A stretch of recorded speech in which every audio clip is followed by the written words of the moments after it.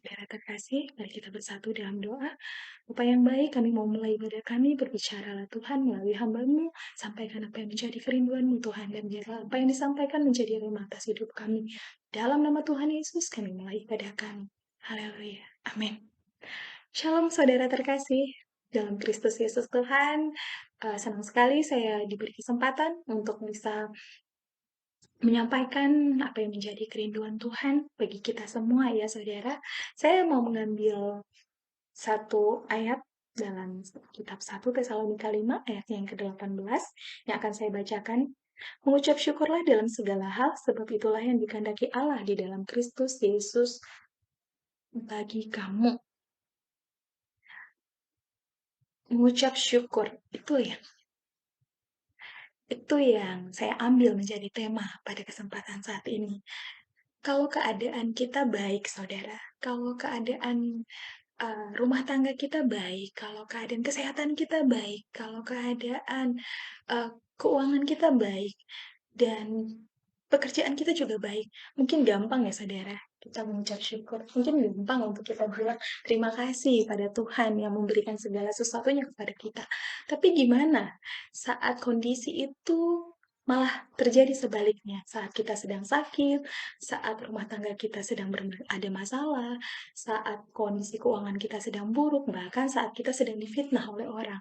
Dan saat kita sedang ditipu oleh teman kita ya saudara, apakah kondisi itu masih bisa membuat kita untuk mengucap syukur? Ya saudara, firman Tuhan mengajarkan kita untuk mengucap syukur di dalam segala hal, maupun itu hal yang baik ataupun hal yang buruk, kita diperintahkan untuk tetap mengucap syukur. Kenapa saudara? Ada apa sih? Kenapa dengan hal yang gak baik pun harus tetap bersyukur, saudara? Karena ada sesuatu yang akan terjadi dalam ucapan syukurmu. Ada tindakan mukjizat yang akan Tuhan berikan di dalam ucapan syukurmu saat kamu mengucap syukur. Meskipun dalam kondisi-kondisi yang tidak baik, tapi ada sesuatu yang akan kamu peroleh, kata firman Tuhan. Hal ini dapat kita lihat ya saudara di dalam kitab Matius, 15 ayatnya yang ke-36, saudara. Perikop ini bercerita tentang Yesus memberi makan 4.000 orang. Ya, di dalam ayatnya yang ke-36, saya akan bacakan. Sesudah itu ia mengambil ketujuh roti dan ikan-ikan itu, mengucap syukur, memecah-mecahkannya dan memberikannya kepada murid-muridnya, lalu murid-muridnya memberikannya pula kepada orang banyak. Ya, satu tindakan yang dilakukan oleh Tuhan kita, saudara. Yesus mengambil ketujuh roti dan ikan, lalu Yesus mengucap syukur. Yesus mengucap syukur, saudara. Yesus mengucap syukur dengan 7 roti dan 2 ikan, saudara. Padahal tadi ya saudara ya, dari perikopnya kita tahu ya, ini menceritakan tentang Yesus memberi makan 4.000 orang. Jadi orangnya itu yang diceritakan di dalam firman Tuhan ini, di dalam Matius ada 4.000 orang, dan itu orang laki-laki ya yang diceritakan. Mungkin bahkan lebih ya saudara, mungkin di tempat itu lebih dari 4.000 orang. Tapi Yesus memberi makan itu dengan keadaan yang kekurangan, maksudnya keadaan yang hanya ada 7 roti, saudara. Hanya ada 2 ikan, yang mau dikasih makan 4.000 orang banyaknya. Kayaknya itu hal yang gimana ya, gitu. Nggak mungkin, tapi yang dilakukan Yesus, dia mengambil roti, dia mengambil ikan, dia mengucap syukur. Dan terjadilah, saudara, yang saya katakan tadi, sesuatu karya Tuhan terjadi dari sikap syukur, dari ucapan syukur yang disampaikan Yesus tadi. Dia memecah-mecahkan dan memberikannya kepada murid-muridnya, lalu murid-muridnya memberikannya pula kepada orang banyak. Ya, ayat berikutnya saudara, dan mereka semuanya makan sampai kenyang. Kemudian orang mengumpulkan potongan-potongan roti yang sisa 7 bakul penuh. Yang ikut makan ialah 4.000 laki-laki, tidak termasuk perempuan dan anak-anak.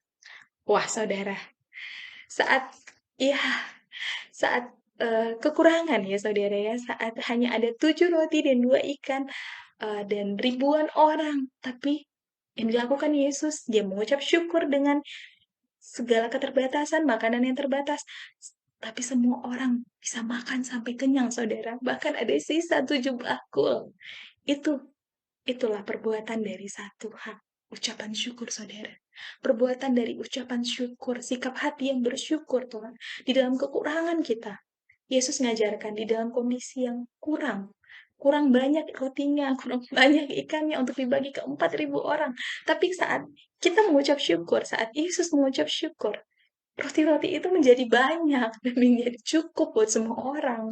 Ya, itu satu hal yang luar biasa ya.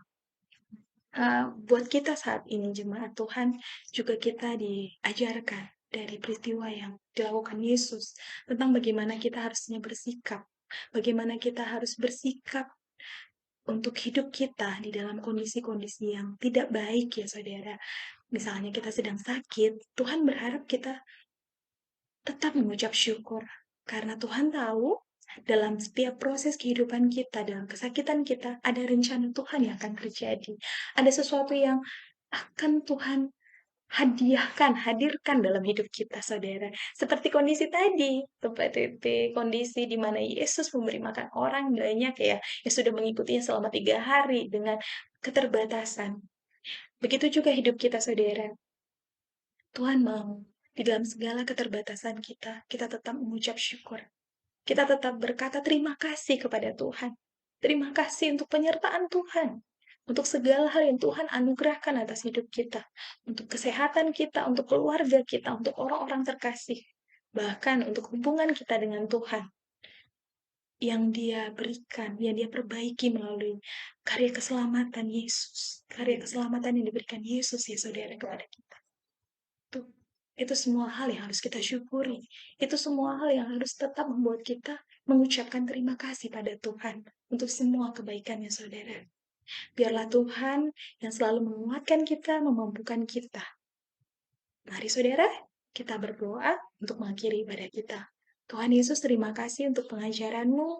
Kami mau belajar untuk terus mengucap syukur Tuhan di dalam setiap tingkah dan laku hidup kami. Biarlah segala yang kami lakukan berkenan di hadapan Tuhan. Dalam nama Tuhan Yesus, kami sudah mendengar firman. Amin. Shalom, terima kasih saudara untuk kesempatannya.